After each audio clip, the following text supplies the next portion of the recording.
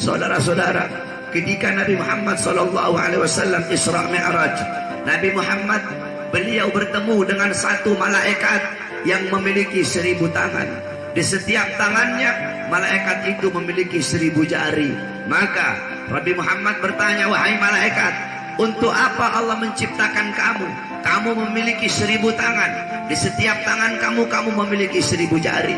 Untuk apa Allah ciptakan kamu? Malaikat itu menjawab, demi Allah yang mengutusmu sebagai Rasul. Ya Rasulullah, aku diciptakan oleh Allah untuk menghitung setiap tetesan-tetesan hujan yang jatuh dari langit ke bumi. Kemudian Nabi Muhammad bertanya, wahai malaikat, apakah engkau tahu?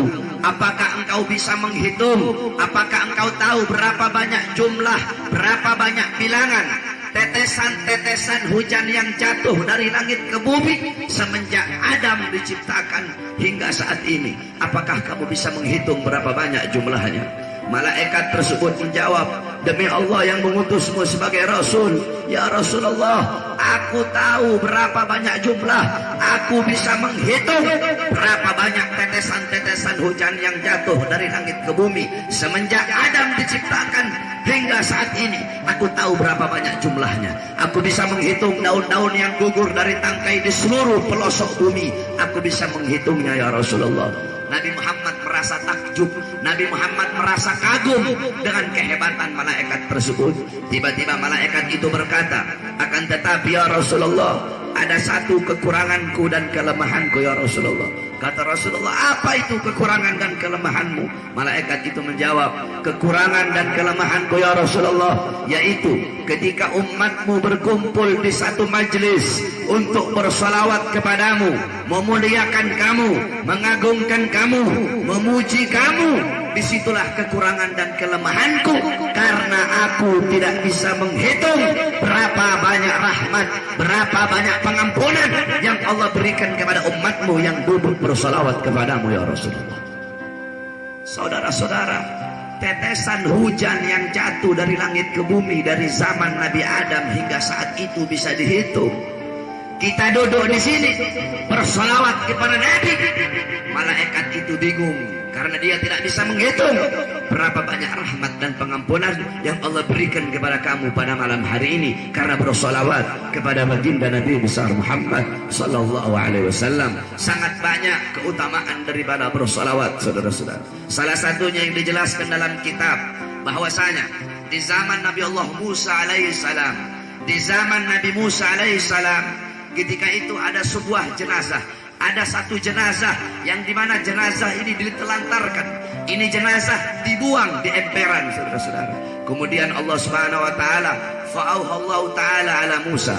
Allah mewahyukan kepada Musa, wahai Musa, kamu pergi, kamu ambil itu jenazah, kamu mandikan, kamu salatkan dan kamu kuburkan wahai Musa. Nabi Musa berkata, ya Allah, ini jenazah orang fasik.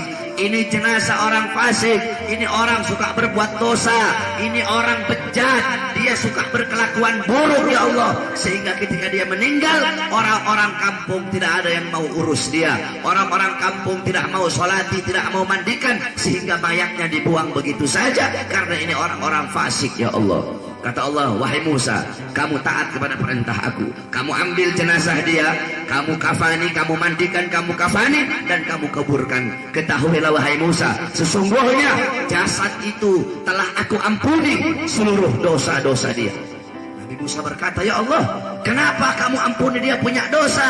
Allah berkata, dulu ketika dia lewat di satu jalan, dia lewat, dia menemukan ada selembar kertas Taurat yang dimana selembaran sobekan kertas Taurat itu bertuliskan nama Ahmad.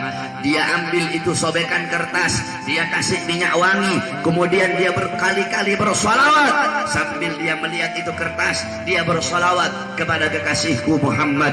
Dia taruh itu kertas di tempat yang tinggi karena dia memuliakan dan mengagungkan sobekan kertas yang di situ terdapat nama Ahmad, dan dia bersolawat. Karena itulah aku ampuni dosa-dosa dia.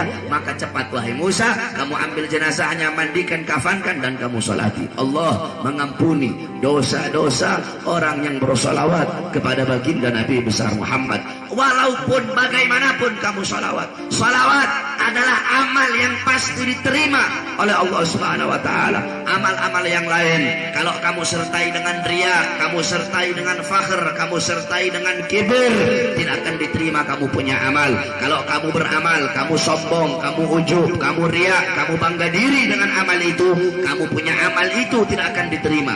Akan tetapi kalau sholawat, maupun kamu sombong, saya sholawat biar orang bilang suara saya enak, tetap diterima kamu punya sholawat. Saya sholawat biar dia bisa dengar saya punya sholawat, biar saya dipuji, tetap Allah terima kamu punya sholawat. Bagaimanapun itu, kamu mau sholawat sambil sombong kek, sambil riak kek, sambil ujub kek, sambil fakhr kek, tetap diterima kamu punya sholawat. Inilah keutamaan daripada amal sholawat yang tidak dimiliki oleh amal-amal yang lain. Oleh karena itu selalulah basahi kamu punya lidah dengan bersolawat kepada Nabi Muhammad, karena manusia yang paling dekat dengan Nabi di akhirat adalah yang paling banyak bersolawat kepada baginda Nabi besar Muhammad sallallahu alaihi wasallam.